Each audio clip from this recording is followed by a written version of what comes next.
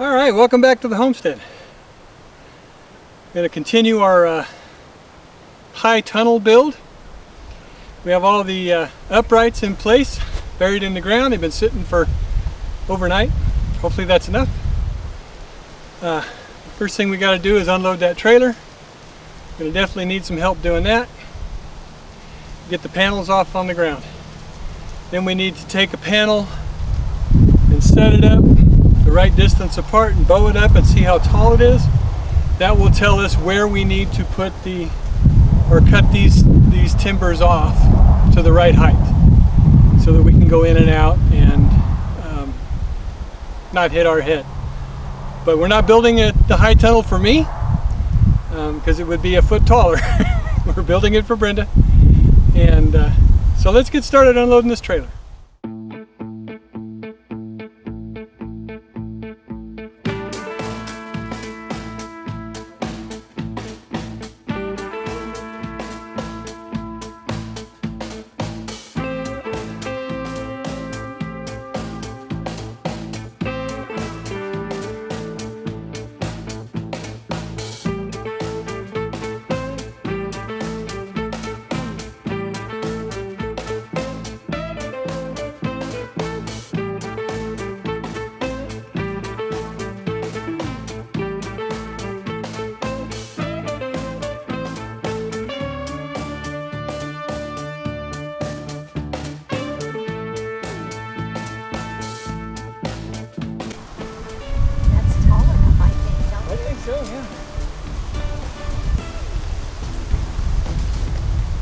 So what we'll do is we'll pick 26 inches up on this one, 26 inches up on the back one, and we'll run a line. That way they're all the same.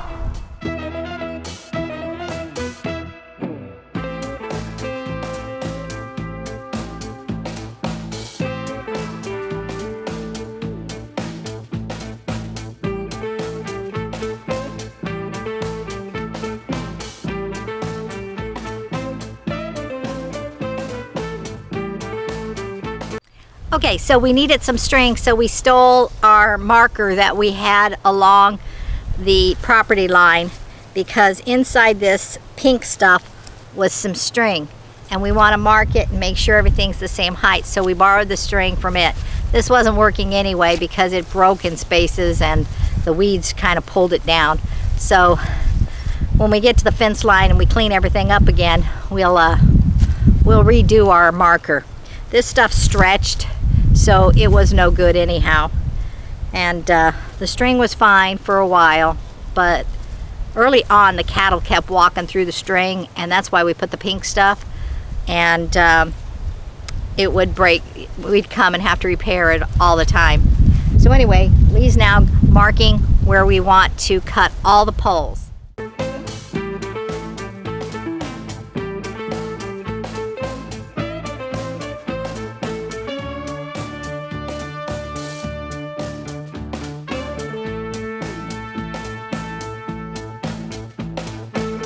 Putting the string along the side, you get to see how crooked we were in our straight line. It was straight enough for what we're doing out here, so it's no big deal. It's just a high tunnel for your garden. If it had been something we really needed straight, we would have used the string to start with and not to finish up on. Sorry, Kat. In the cord when I yank it. Come on. Go see Mom.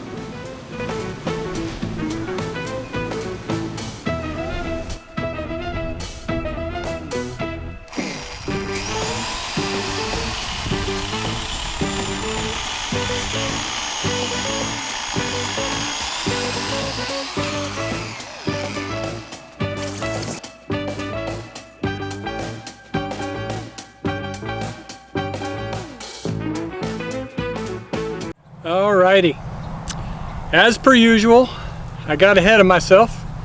Now I was cutting those posts with the chainsaw, and yeah, cut one I wasn't supposed to.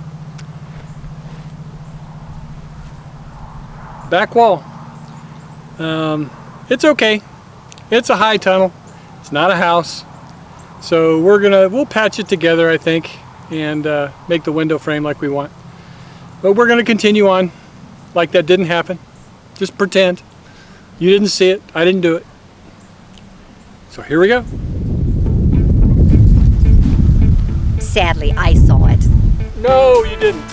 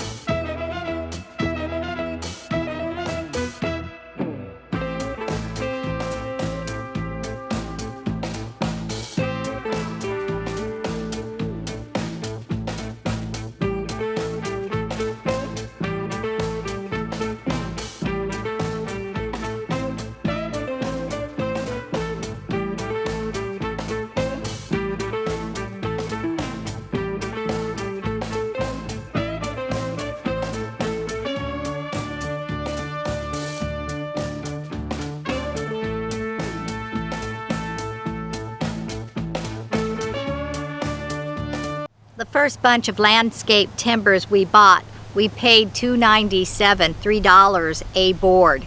And we bought a lot of them. I don't know how many we bought, 240 of them to do our fence line. We've borrowed some of them and we knew we'd have to replace them. Sadly, to build this, we went to go get new landscape timbers and they were $4.98 a board. So they increased by $2 a board.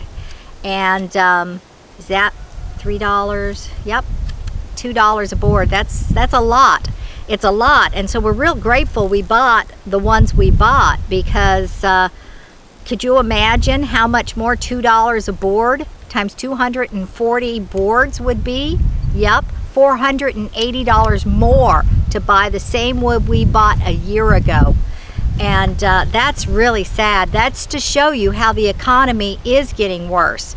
A lot of people say we're doing really well financially here in America. And when I say a lot of people, I mean politicians. The fact is that we're not. Things like that are really a game changer. Anyhow, getting off of that. So we decided that we would take these $5 boards and cut them in half to do the sideboards on them, because that would make each board $2.50. Now, we ended up buying a lot more because we didn't realize that these little pieces we cut off would fit in between, and for the most part they have. So anyway, it would be $2.50 a board. Now we priced 2x4s, because a lot of people do them with 2x4s or 2x16s even. No, it would be 2x6s. 2x6s, the bigger boards. And that's fine if you got money to spend on wood, but it's not fine when you think about the fact that, what was the price of that? It was really expensive, let me just tell you. That one board? Anyway, it was like double the price of the landscape timbers. And we would have had to buy double the boards because we wouldn't be cutting them in half.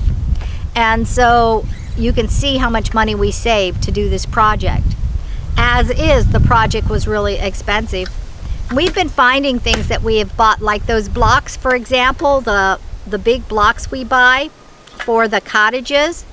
We saw that they've gone up in price too, not by a couple of dollars, but by 30-40 cents per block. And so when you're buying all this stuff, it does add up. And it would have been really grand had the prices not gone up. it would have been also grand had we bought absolutely everything we needed at the time when we thought we were going to need it. But neither of those things are possible, so we've got to cut corners where we can, and that means use the boards we've cut to make the walls, cut them in half to make it double the cost efficiency. Anyway, that's what we've done.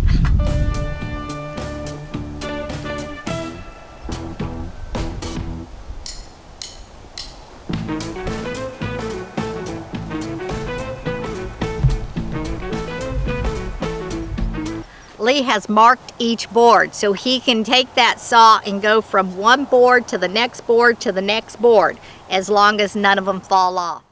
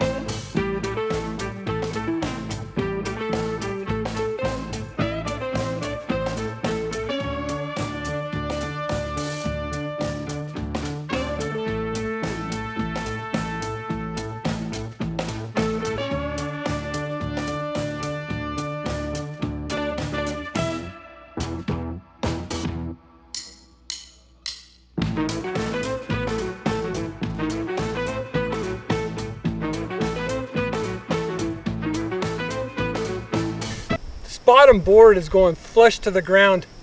It'll help keep the critters out. Plus it'll give us a hookup point for the screen that's going to go on the inside and the plastic on the outside.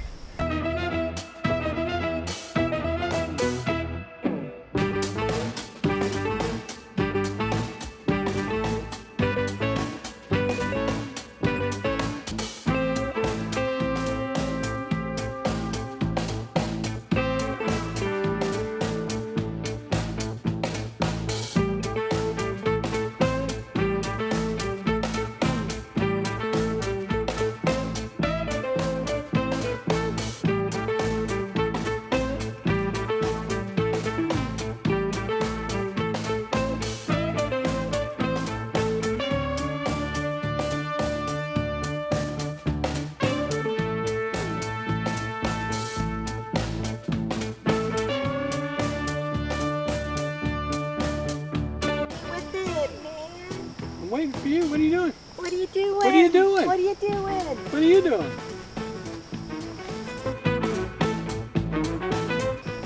Yeah, except for yours is on the ground. Oh, yeah, mine's on the ground because you're going to nail on that side. So it's... So we're going to nail it like that? See these totally. sticking out?